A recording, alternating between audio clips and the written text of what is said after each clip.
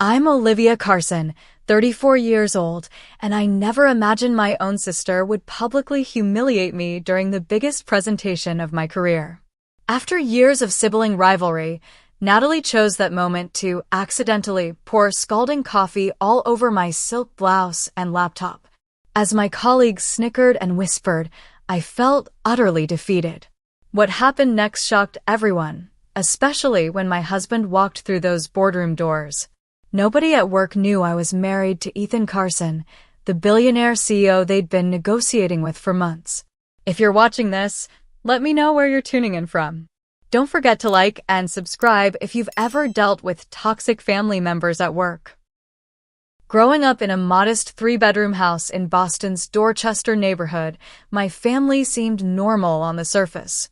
Mom worked as a nurse at Massachusetts General, Dad taught high school mathematics, and my sister Natalie was just 3 years younger than me. But beneath that ordinary facade, an intense rivalry brewed between us sisters. From the beginning, Natalie displayed an insatiable need to outshine me. When I made the honor roll, she had to make high honors. When I was selected for the school play, she campaigned for the lead role. My parents, exhausted from their demanding careers, often overlooked this unhealthy competition, dismissing it with "that's just how sisters are." School became my sanctuary. I poured myself into academics, finding that knowledge was something Natalie couldn't simply take from me. While she excelled at making friends and building social connections, I built my future through scholarships and academic achievement. By senior year, I had secured a full ride to Northwestern University, escaping Boston and Natalie's shadow. College offered the fresh start I desperately needed. For the first time, I could define myself without constant comparison. I majored in business administration with a focus on corporate strategy, graduated summa cum laude, and secured an internship at McKinsey Consulting that transitioned into a full-time position. For almost a decade, I built my career there, climbing from junior analyst to senior consultant through dedication and 80-hour work weeks. Natalie, meanwhile, jumped between marketing jobs in Boston, each one seemingly more prestigious than the last, though she never stayed anywhere longer than 18 months. We maintained superficial contact through holiday gatherings and occasional phone calls, but the underlying tension never dissolved. Then, 5 years ago, everything in my personal life changed at a charity gala in Chicago. I had been sent to represent McKinley at a fundraiser for educational initiatives in underserved communities. Wearing a borrowed dress and feeling somewhat out of place among the city's elite, I found myself bidding against a tall, dark-haired man for a silent auction item, a rare first-edition book of poetry. "You must really want this book," he said with an amused smile after outbidding me for the third time. Whitman's Leaves of Grass got me through some tough times, I admitted, but clearly not enough to afford your price range. Instead of the condescension I expected, he surprised me by asking about my connection to the poetry. We spent the next 2 hours in deep conversation, barely noticing as the gala continued around us. Ethan Carson, I discovered, was not just charming and intellectually engaging, but also the founder of Carson Holdings, a private equity firm that had quietly acquired dozens of mid-sized companies across the Midwest. Our relationship developed rapidly after that night. Within 6 months, we were engaged, and 4 months later, we married in a small ceremony with just 20 guests. Ethan respected my desire to keep our relationship private from my professional life. I had worked too hard to have my accomplishments attributed to my husband's influence. "Your independence is part of why I fell in love with you," he said when I expressed concerns about colleagues discovering our marriage. "I understand wanting to succeed on your own terms." So I continued at McKinley under my maiden name, taking on increasingly complex projects and building my reputation independently. Ethan traveled frequently for his business, and I remained dedicated to my career. We built a life together based on mutual respect, intellectual connection, and shared values rather than public displays of our relationship. 2 months ago, my carefully separated worlds began to collide when I walked into our Monday morning team meeting and saw a familiar face among the new hires. "Everyone, I'd like you to welcome Natalie Bennett to our Chicago office," announced Roger, our division director. "She's joining us from Harrison Partners in Boston with impressive experience in client acquisition." My sister's eyes met mine across the conference table, her smile revealing nothing to our colleagues about our connection. She had moved to Chicago and accepted a position at my company without even mentioning it to me or our parents. Later that day, when I finally cornered her in the break room, her explanation left me cold. "Surprise," she said, stirring honey into her tea. Harrison Partners was getting stale, and when I saw McKinley had an opening in Chicago, it seemed perfect. "Plus, now we can have sister dinners every week." "You could have told me," I said, keeping my voice low. "This is unexpected." "Would you have been supportive?" she asked, eyebrow raised. "Or would you have worried about me encroaching on your territory?" Before I could respond, Roger appeared, enthusiastically discussing Natalie's role in the upcoming Apex merger, my project, the one I'd been developing for months. Somehow, she had already managed to insert herself into my most significant professional opportunity to date. As weeks passed, the familiar pattern reemerged. Natalie charmed key stakeholders, subtly questioned my strategies in meetings, and positioned herself as an innovative thinker while painting my more careful, data-driven approaches as overly cautious. With each passing day, I felt my grip on the project loosening as she gained influence. What Natalie couldn't know was that the Apex merger wasn't actually a merger at all. It was an acquisition by Carson Holdings, Ethan's company. For ethical reasons, I had recused myself from the earliest discussions when I realized Ethan's interest in the deal, but remained project lead for the transition planning. Only the most senior executives knew the full details, which would be announced following the board presentation next week. The night before the incident, I sat at our dining room table surrounded by presentation materials, anxiety knotting my stomach.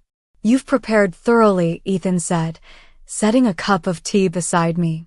"The board will see the value of your implementation strategy." "It's not just about the presentation," I admitted. "It's Natalie. She's somehow turned half the team against me in just 8 weeks. Ethan frowned.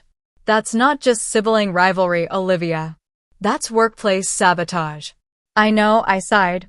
"But if I raise concerns now, it'll look like I'm making excuses or can't handle competition. Tomorrow needs to go perfectly. Everything I've worked for depends on it." Little did I know how dramatically things would veer from perfect in just 24 hours.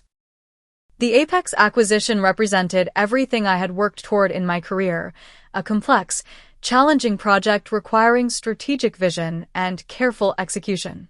As lead consultant, I would present our implementation plan to McKinley's executive board and the mysterious representatives from Apex's potential buyer. If successful, this project could finally earn me consideration for partnership, a goal I'd pursued for years. I threw myself into preparation, analyzing financial projections, organizational structures, and market conditions to craft the perfect transition strategy. My team of 8 consultants gathered data, created models, and developed comprehensive plans under my direction. Night after night, I stayed hours after everyone else had gone home, refining our approach and anticipating every possible question. Everyone except Natalie seemed impressed with the direction we were taking. She raised questions during team meetings that undermined my authority, often beginning with phrases like, "I'm just playing devil's advocate," or in my experience at Harrison Partners. Her concerns always sounded reasonable on the surface, but consistently served to create doubt about my leadership. Despite this, the project progressed well. 3 days before the presentation, I received an unexpected text from Natalie asking if we could meet for dinner. "Just sisters," she wrote. "No work talk." We met at a small Italian restaurant near my apartment. For the first hour, it felt almost like we'd rewound time to before the competition began. Natalie asked about my life in Chicago, shared funny stories about her disastrous attempt at online dating, and seemed genuinely interested in reconnecting. I know my arriving at McKinley was a shock, she said over tiramisu. But I've missed having my big sister in my life. Maybe this is a chance for us to start fresh. The sincerity in her eyes made me want to believe her. We parted with a hug, and for the first time in years, I felt hopeful about our relationship. Maybe adulthood had finally given us the perspective to move beyond our rivalry. That hope began to crumble the next morning when I discovered key files missing from our shared project drive. Files I distinctly remembered uploading myself. When I mentioned this during our team check-in, Natalie immediately offered a solution. I noticed some inconsistencies in those models yesterday and took them home to fix, she explained, pulling a flash drive from her purse. I was going to tell you, but you seemed so stressed about the presentation. Before I could respond, she had plugged in the drive and was showing the team her improved versions of my work. Several elements had been changed significantly, altering the strategy I'd carefully developed. These changes undermine our entire approach, I said as calmly as possible after the meeting, once we were alone. Do they? Or do they make it better? She countered. The original projections were too conservative. We need to show ambition if we want to impress the board. Ambition based on flawed assumptions isn't impressive. It's irresponsible, I insisted. Please don't alter my work without discussing it first. Our work, she corrected with a smile. We're a team, remember? That afternoon, I received notification that Thursday's final preparation meeting had been rescheduled to Wednesday, today at 3 o'clock. I rushed to the conference room only to find several team members missing. Didn't you get the update? Natalie asked innocently. It was changed back to Thursday. I sent an email an hour ago. I never received that email, nor could I find it in my inbox later. When Thursday's meeting finally occurred, 3 team members arrived with completely different datasets than what we'd previously agreed upon, claiming they'd received updated instructions. The presentation was becoming a disjointed mess, and with each passing hour, I felt my control slipping away. Most disturbing was how Natalie had managed to form alliances with influential colleagues in such a short time. Davis from IT now prioritized her technical requests over mine. Melissa from graphics had redesigned our presentation templates to match Natalie's preferences. Even Roger, my longtime supporter, had begun seeking Natalie's input on decisions that previously would have come directly to me. The night before the presentation, I stayed at the office until nearly midnight, integrating the fragmented pieces into a coherent narrative. Just as I was preparing to leave, I opened the final slide deck for one last review and felt my heart sink. The executive summary, the most crucial section that framed our entire strategy, had been completely rewritten, emphasizing approaches I had specifically advised against. The document history showed the changes had been made by Natalie just 2 hours earlier. I called her immediately. The team felt the original summary didn't capture our collective vision, she explained, sounding half asleep. I was going to tell you tomorrow morning. This isn't a collective vision situation, Natalie. This is a structured strategy that I've been developing for months. Well, maybe that's the problem, she said, her voice hardening. You've been so focused on your vision that you haven't listened to anyone else's input. The team is just trying to salvage this presentation. After we hung up, I sat alone in the darkened office, my reflection staring back at me from the window overlooking the Chicago skyline. I had 2 choices. Accept these last-minute changes that contradicted my professional judgment, or work through the night to restore my original strategy. With tears of frustration threatening, I opened my laptop and began rebuilding the presentation from scratch. At 4 a.m, I finally emailed the corrected version to myself and the team, briefly explaining that I had resolved inconsistencies in the materials. 3 hours later, after a quick shower and change of clothes at home, I returned to the office, exhausted but determined to make the presentation successful despite everything. Little did I know that the worst sabotage was yet to come. The morning of the presentation dawned with a magnificent Chicago sunrise, the kind that might have seemed like a good omen under different circumstances. Instead, running on just 3 hours of sleep and too much caffeine, I barely noticed the golden light streaming through the windows as I hurried into the McKinley building at 6:30. My plan was simple: arrive early, review everything one final time, prepare the conference room, and center myself before the team arrived. But when I swiped my key card at the executive floor entrance, the light flashed red instead of green. I tried again with the same result. "Sorry, Ms. Bennett," said the security guard who eventually came to assist me. "Looks like your access was temporarily suspended for system updates. Let me override it for you." Inside my office, more surprises awaited. The presentation remote I had tested yesterday was missing from my desk drawer. The special laser pointer I'd brought from home had disappeared from my bag. The catering order for breakfast had been changed to start an hour later than I'd scheduled, meaning the executives would arrive to an unprepared room. One by one, I addressed each issue, the knot in my stomach tightening with each solved problem. This wasn't coincidence or bad luck. This was targeted sabotage. By 8 o'clock, team members began filtering in. Natalie arrived looking fresh and poised in a crisp navy suit, carrying a tray of premium coffee cups. "Thought we could all use some liquid courage," she announced, distributing them to grateful colleagues. "Olivia, I got you your favorite, vanilla latte, extra shot." I accepted the peace offering cautiously, noting how easily she had remembered my coffee preference despite our years of limited contact. Perhaps I was being paranoid. Perhaps the sabotage was just in my head.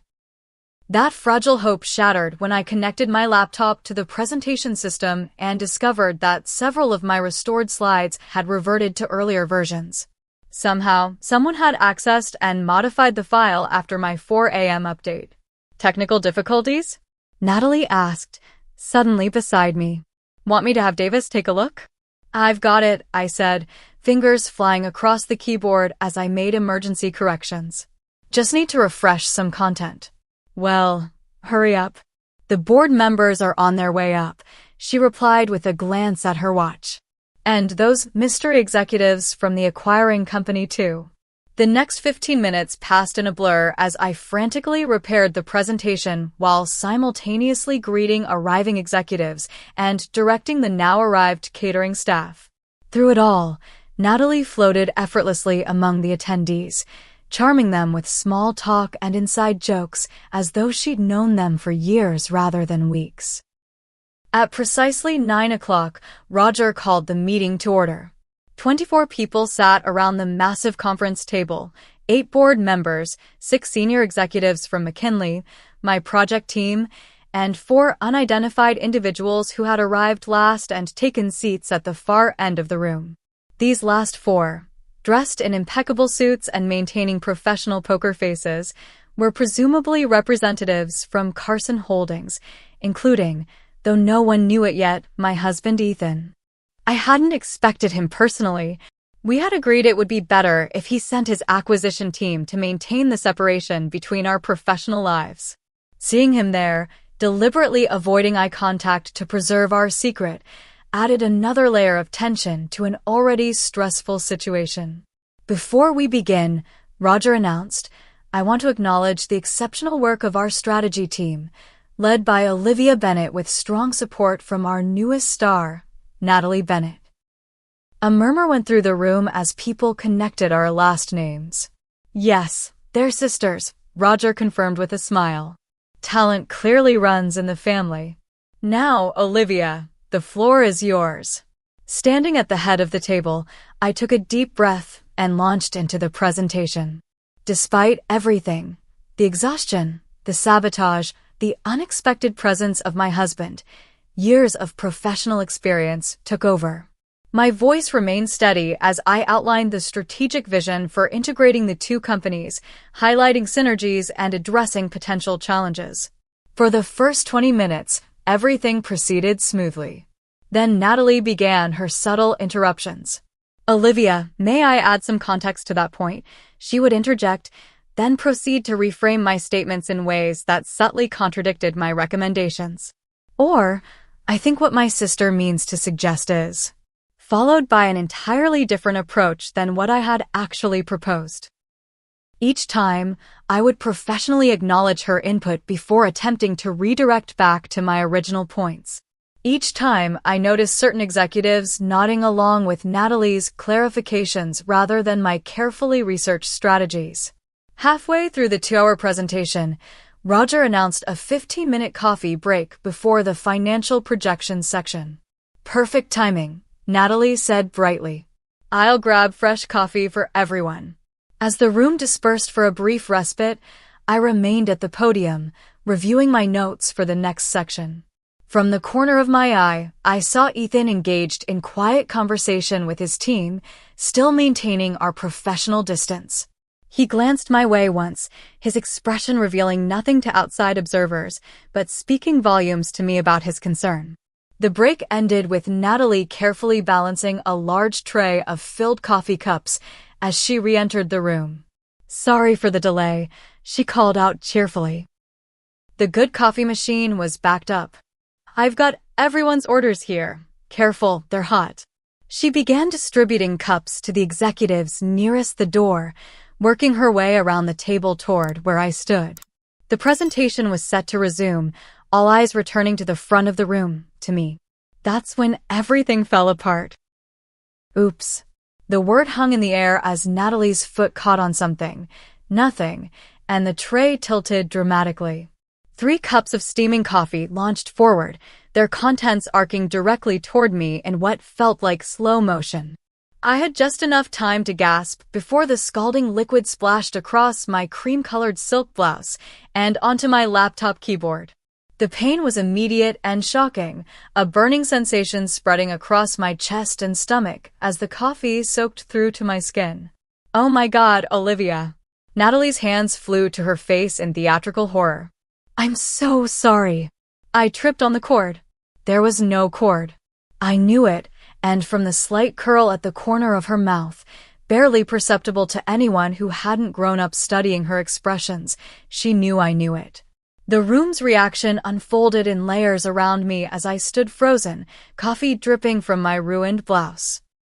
First came the shocked silence, then concerned murmurs, followed by something worse, the stifled laughter. It started with Davis, a short, suppressed snort, then spread to Melissa and 2 other team members, the same ones who had aligned themselves with Natalie in recent weeks.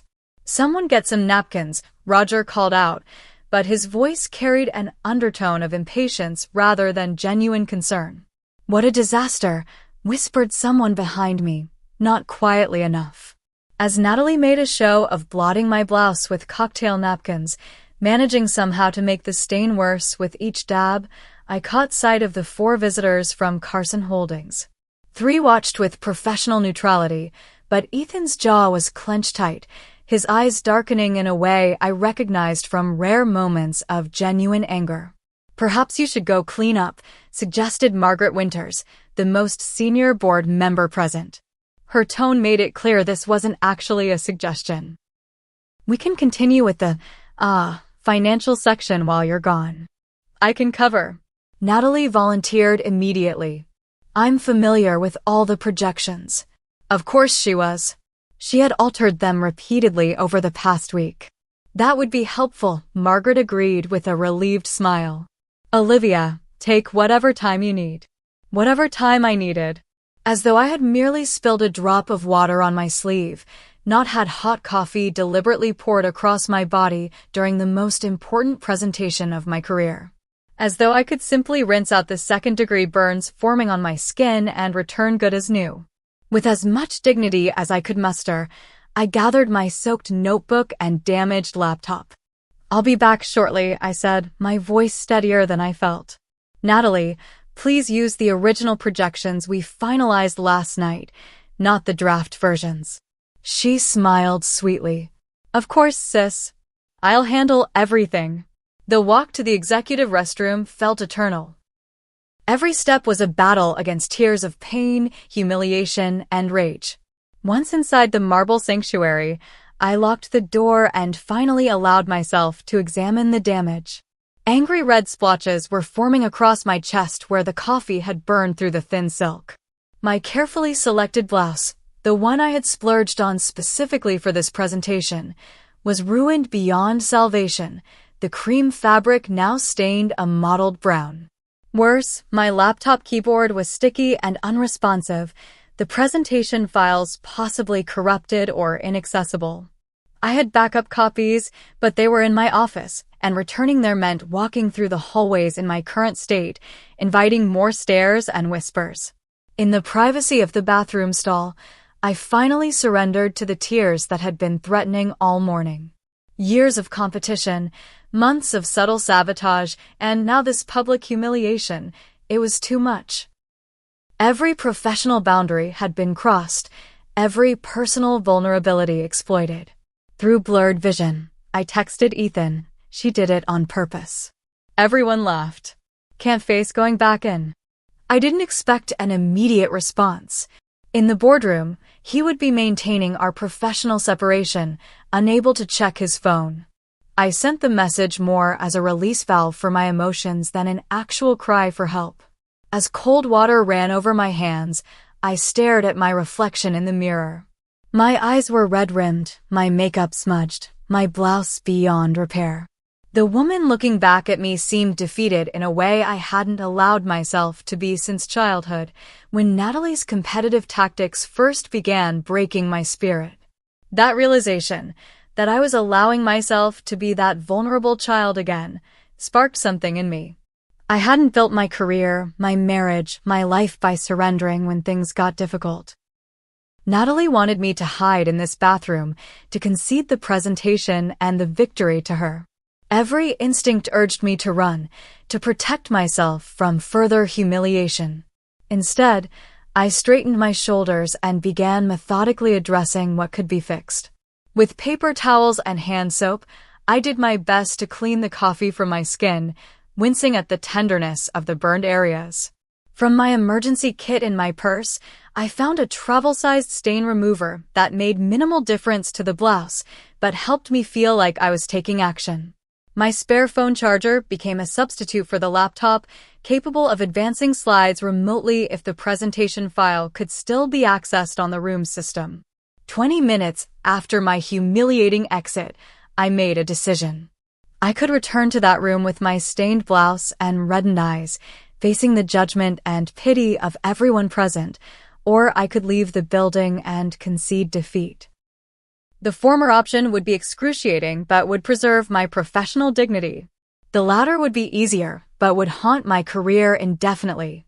Taking a deep breath, I gathered my things and unlocked the bathroom door. It was time to face whatever came next.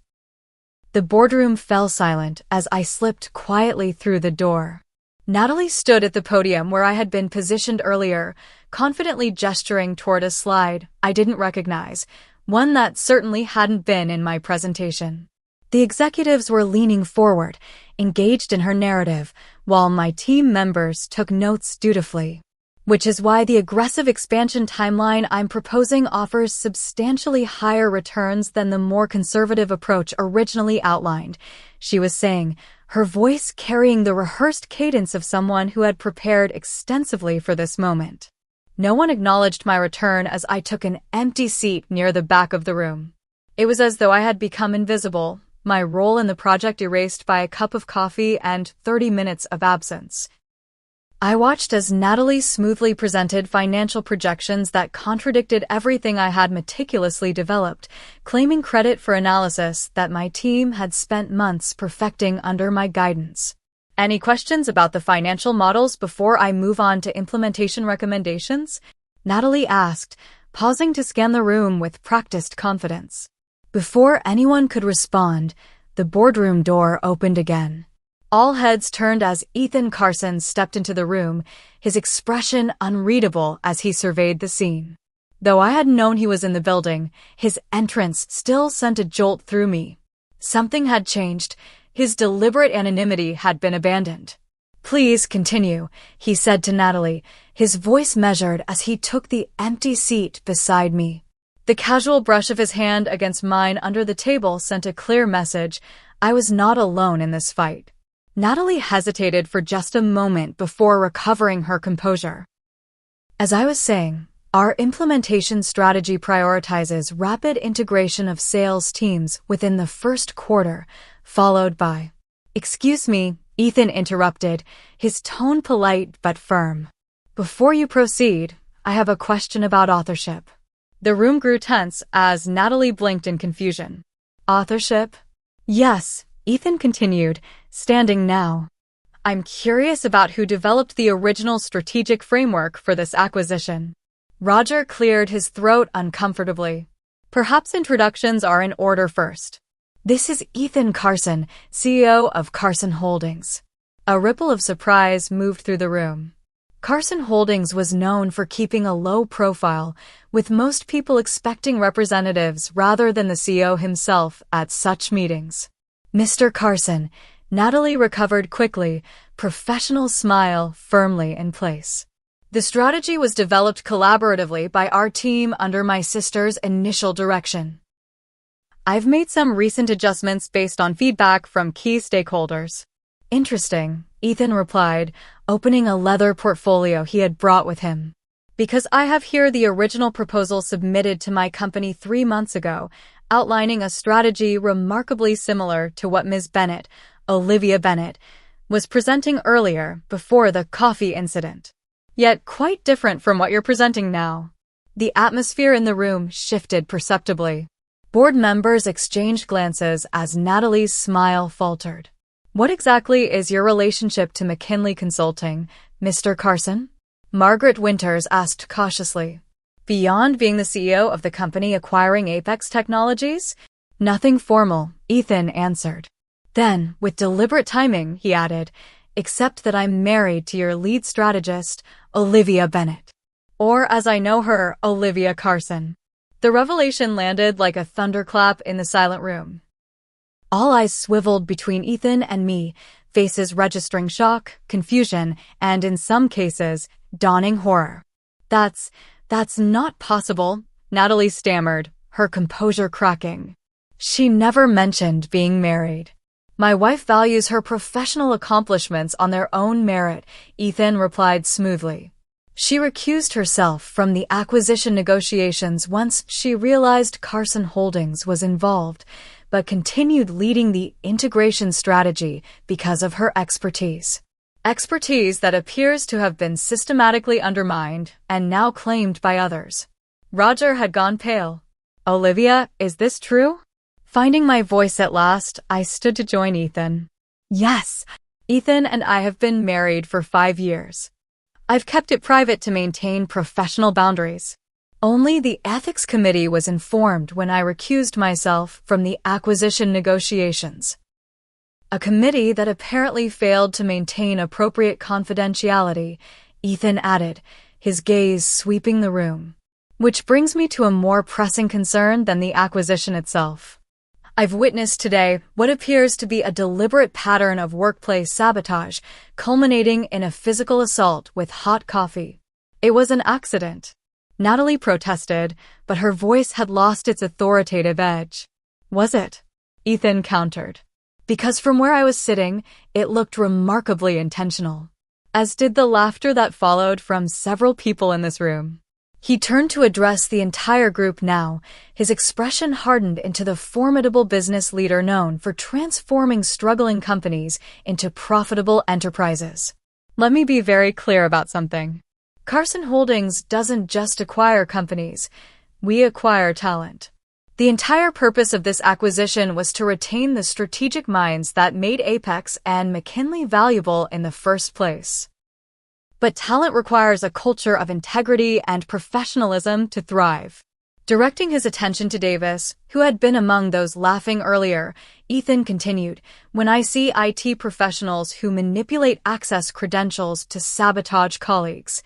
His gaze shifted to Melissa from graphics, when I see support staff altering documents without authorization. Finally, his focus returned to Natalie, and when I witnessed blatant attempts to undermine and humiliate a senior consultant through weeks of calculated actions, I question whether this is an organization worthy of partnership. The silence that followed was absolute. No one moved, no one spoke, as the full implications of his words registered across the room. "Mr. Carson," Margaret Winters finally ventured, "I assure you that McKinley Consulting maintains the highest professional standards. If there have been irregularities in this project, they certainly don't reflect our company values." "Then you won't object to addressing them immediately," Ethan replied. "Starting with a formal investigation into what transpired here today and in the weeks leading up to it." It was then that I realized what Ethan was doing, not just defending me, but using his leverage as the acquiring CEO to force accountability that might otherwise have been swept under the rug. The power dynamic in the room had completely reversed. Those who had been smirking at my humiliation now sat rigid with apprehension. "I believe we should adjourn this meeting temporarily," Roger suggested, his earlier dismissiveness replaced with grave concern. "Perhaps reconvene after lunch, when we've had time to process this information." "An excellent suggestion," Ethan agreed. "And while we're at it, I'd like to speak privately with HR about certain emails and documentation I've received over the past several weeks regarding this project team's dynamics." As the room began to empty, shell-shocked executives filing out in uncomfortable silence, Natalie remained frozen at the podium, her carefully constructed triumph crumbling around her. When only she, Ethan, and I remained, she finally spoke. "You've been spying on me? Gathering evidence." Her voice trembled with indignation and fear. "That's low, even for you, Olivia." "I didn't need to spy, Natalie," I replied quietly. "Your actions spoke for themselves." The woman who had poured coffee on me less than an hour ago suddenly looked very small, very young, and very afraid as Ethan held the door open, silently indicating it was time for her to leave as well. As the door closed behind her, leaving Ethan and me alone in the boardroom, the full emotional weight of the morning finally caught up with me. My legs weakened, and I sank into the nearest chair. "I'm sorry," Ethan said softly, kneeling beside me. "I know we agreed to keep our relationship separate from your work, but watching what happened, I couldn't stay silent." "Thank you," I whispered, tears threatening again, but different ones this time. Relief, vindication, and the profound gratitude of being truly seen and supported when it mattered most. What had started as the worst professional humiliation of my career had transformed into something entirely unexpected. A moment of truth that would change everything about my relationship with my sister, my colleagues, and perhaps most significantly, my own professional identity. The McKinley Chicago office transformed into a hive of urgent activity following the aborted presentation. Through the glass walls of the conference room where Ethan and I remained, I could see executives huddled in tense conversation, HR representatives hurrying between offices, and team members being called individually into Roger's office. Within 30 minutes, Diane Powell, the national HR director, requested to join us. A no-nonsense woman with 20 years of experience navigating corporate crises, she entered the room with an iPad and a grave expression. "Mr. and Mrs. Carson," she began, the combined address immediately acknowledging the reality of our relationship, "I want to assure you that McKinley takes allegations of workplace harassment and sabotage extremely seriously. We've initiated our formal investigation protocol." "I appreciate your prompt response," Ethan replied, "but I'm concerned about the scope. This isn't an isolated incident, but a pattern of behavior spanning weeks." Diane nodded. "We're already gathering documentation. Several concerning emails have been recovered from the server archives." She turned to me. "Olivia, we'll need your formal statement, and, if you're willing, documentation of the physical injury from the coffee incident." The clinical term physical injury somehow made the reality of my burned skin more significant. I hadn't thought to photograph the reddened areas across my chest and stomach, now hidden beneath my stained blouse, but doing so would provide tangible evidence of the harm done. I'll provide whatever's needed, I agreed. There's something else you should know, Diane continued, her expression tightening. We've conducted preliminary interviews with your team members. Davis from IT has already admitted to temporarily suspending your access credentials this morning at Natalie's request. He claims he was told it was a practical joke, for your birthday. My birthday is in October, I said flatly. Yes, we're aware, Diane replied. He's also acknowledged accessing your presentation files on multiple occasions using administrative privileges. Melissa from Graphics has similarly admitted to making unauthorized changes to your materials at Natalie's direction. As Diane continued outlining the emerging evidence, a picture formed of systematic undermining far more calculated than even I had realized. Natalie hadn't just acted on impulsive competitive instincts. She had methodically targeted my project, my reputation, and ultimately my physical person in a campaign that could only be described as sabotage. What happens now? I asked when Diane finished her preliminary report. The investigation will continue throughout the day. We've asked everyone involved to remain in the building and make themselves available for further questioning. Once we've gathered all statements and evidence, appropriate disciplinary actions will be determined. The passive voice, disciplinary actions will be determined, caught Ethan's attention. By whom? He asked pointedly. Because as CEO of the company currently acquiring your client, I have a vested interest in ensuring the response is proportionate to the offense. Diane met his gaze directly. Normally, discipline would be handled internally according to our established protocols. However, given the circumstances and your company's involvement, we welcome Carson Holdings' input on the resolution. After she left, Ethan and I were escorted to a private office to await further developments. For nearly 2 hours, we sat in relative silence, processing the morning's events and their implications for both our professional and personal lives. I never wanted it to happen this way, I finally said, breaking the quiet. The whole point of keeping our relationship private was to avoid having my work viewed through the lens of your position. I know, Ethan replied, taking my hand.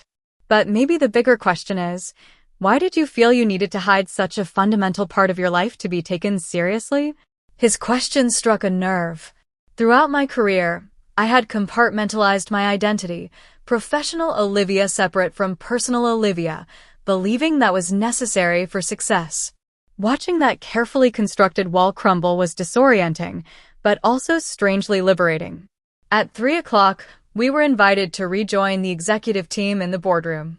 The atmosphere had transformed dramatically from the morning session. Gone was the casual dismissiveness that had permitted Natalie's behavior to flourish. In its place was a somber professionalism tinged with unmistakable anxiety. Margaret Winters opened the meeting. First, I want to extend our sincere apologies to you, Olivia, for what occurred today. The behavior witnessed falls far short of McKinley's professional standards.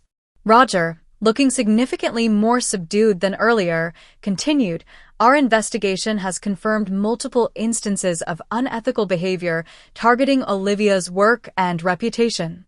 The evidence is unambiguous and deeply troubling. Diane presented a summary of findings that validated every suspicion I'd harbored over the past weeks.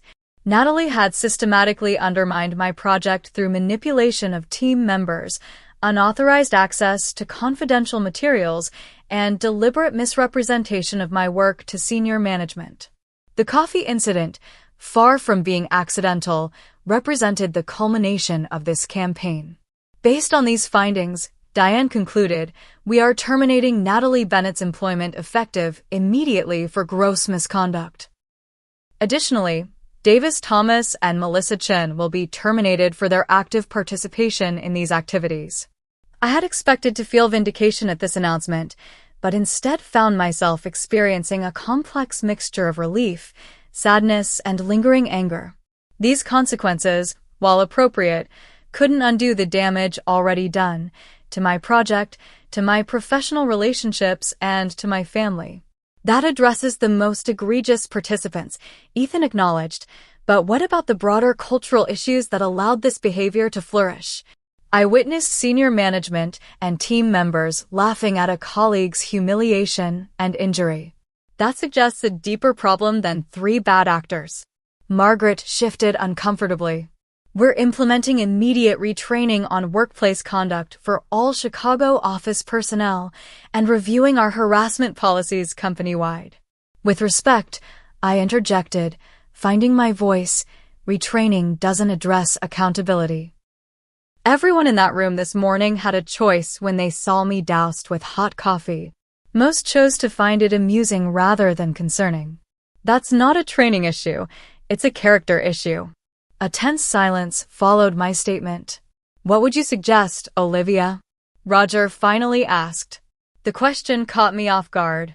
After weeks of having my suggestions undermined or ignored, being directly asked for my recommendation felt almost disorienting. But I knew exactly what needed to happen. Anyone who actively participated in the mockery should be removed from this project immediately. The acquisition integration is too important to be undermined by individuals who've demonstrated such poor judgment. Ethan nodded in agreement. Carson Holdings will proceed with the Apex acquisition as planned, but with significant changes to the integration team structure. We'll be bringing in additional oversight from our side and conducting our own assessment of appropriate personnel for the project. The executives exchanged glances, recognizing the implicit message. The partnership would continue, but the power dynamic had permanently shifted. McKinley was no longer directing this project. They were now accountable to Carson Holdings in ways that extended beyond the normal client relationship. As the meeting concluded with agreements for next steps, Diane approached me privately. Natalie has requested to speak with you before she leaves the building. You're under no obligation to agree. Part of me wanted to refuse, to maintain the professional boundary that had been so thoroughly violated. But another part, perhaps the sister rather than the consultant, needed closure. I'll see her, I decided. In the small conference room, please. 15 minutes later, Natalie entered the room, her earlier confidence replaced with a brittle defensiveness. She had been crying, her carefully applied makeup now smudged around her eyes. Congratulations, she said bitterly, remaining standing near the door. You've won. Again. This wasn't a competition, Natalie. It was my career. My project. Everything has always been a competition between us, she countered. From the moment I was born, I was playing catch-up to perfect Olivia. Mom and Dad's golden child, the one who could do no wrong. The distortion of our shared past was so profound it momentarily left me speechless. In my memory, our parents had been largely absent, consumed by their demanding careers, while Natalie had been the favored one, more social, more naturally charming, more adept at winning approval. That's not how it was, I finally managed. No. Her laugh held no humor. You left for Northwestern with a full scholarship and never looked back. You built your perfect life in Chicago while I struggled to make something of myself in Boston. Then when I finally got this opportunity at McKinley, I arrived to find you'd secretly married a billionaire. You've been playing with a stacked deck all along. The raw pain in her voice was genuine, even if her perspective was distorted. For the first time, I glimpsed how our relationship looked through her eyes, not as the competition she had created, but as a race she believed had been rigged against her from the start. I'm sorry you see it that way, I said quietly. But nothing justifies what you did. Maybe not, she admitted, some of the fight leaving her body. But it felt justified at the time. When I realized who your husband was, who you really were beneath all your claims of making it on your own merit, something just snapped. In that moment, looking at my sister's tear-streaked face, I felt an unexpected wave of compassion beneath my lingering anger. We were both products of the same emotionally distant household, both shaped by the insecurities that environment had fostered. The difference was not in our starting points, but in the choices we had made in response to those shared wounds. "I hope you find what you're looking for, Natalie," I said. "But I don't think you'll find it by tearing others down." She nodded almost imperceptibly, then turned to leave. At the door, she paused. "For what it's worth, I am sorry about the coffee. I didn't think it would burn you." It wasn't a full acknowledgement of everything she had done, but it was perhaps as close to genuine remorse as she could manage in that moment. After she left, I remained in the conference room alone, processing the conversation and the day's events. My sister had been fired. Multiple colleagues had been terminated. My carefully separated professional and personal identities had collided irrevocably. Nothing would return to how it had been before. Yet, amid the wreckage of my former working life, I felt an unexpected sense of liberation. The walls I had built between different aspects of myself had been protective, but also limiting. Perhaps their collapse offered an opportunity to rebuild something more integrated, more authentic, and ultimately stronger. 1 year after the coffee incident, I stood at the window of my new office on the 38th floor of the Carson Holdings building, watching early autumn leaves swirl across Millennium Park. The view never failed to center me, especially on days like today, the anniversary of the event that had transformed my professional and personal life in ways I couldn't have imagined. The McKinley Apex integration had proceeded, but with significant changes to the original plan. After careful evaluation, Carson Holdings had ultimately acquired McKinley Consulting as well, merging both companies into a new subsidiary focused on strategic corporate transformation. I now led that division as managing director, reporting to a board that included Ethan but maintained substantial operational independence. The transition hadn't been easy. Following the incident, I had taken 6 weeks of leave to recover both physically and emotionally. The coffee burns had healed quickly, but the psychological impact of public humiliation and family betrayal required more time and professional support to process. "You experienced workplace trauma," my therapist had explained during our initial sessions, "compounded by the fact that the perpetrator was your sister. That's a complex injury requiring intentional healing." Through therapy, I confronted not just the recent events, but the long-standing patterns in my relationship with Natalie and our family dynamics. I came to understand how my compartmentalized approach to life, keeping work separate from personal, achievement separate from emotion, had been both a strength and a limitation. "You built walls to protect yourself," Ethan observed one evening as we discussed my therapy insights. "But walls keep out support as well as threats." He was right. By hiding our marriage from my colleagues out of fear that my accomplishments would be attributed to my husband's influence, I had inadvertently cut myself off from my strongest support system during Natalie's campaign of sabotage. The desire to succeed entirely on my own merit was understandable, but the extreme separation had become counterproductive. Rejoining the workforce meant integrating these lessons into a new approach to leadership. When I stepped into my role as managing director, I made a conscious decision to lead with both competence and authenticity. My team knew I was married to the company's CEO, but they also knew I had earned my position through demonstrated expertise and results. "Transparency doesn't diminish merit" became something of a personal mantra. It contextualizes it. Building a healthy corporate culture became my mission. We implemented structural safeguards against the kind of workplace bullying I had experienced: clear reporting channels, regular team assessments, and a zero-tolerance policy for retaliatory behavior.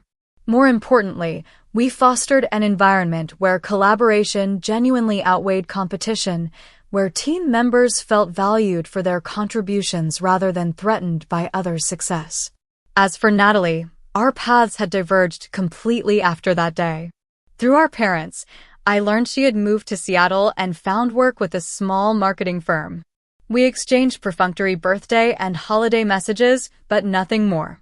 The rift between us remained too deep for casual reconciliation, though I no longer carried the active anger that had initially followed her betrayal. "Forgiveness doesn't mean reconciliation," my therapist had explained. It means releasing the emotional burden of what happened so you can move forward unburdened. That distinction had been crucial to my healing process. I could forgive Natalie, understanding the insecurities and distorted perceptions that had driven her actions, without reopening the door to a relationship that had consistently caused pain. Forgiveness was for my benefit, not hers. 6 months after the incident, I received an unexpected email from Melissa, the graphic designer who had been terminated for her role in the sabotage. After a sincere apology for her actions, she shared something revealing.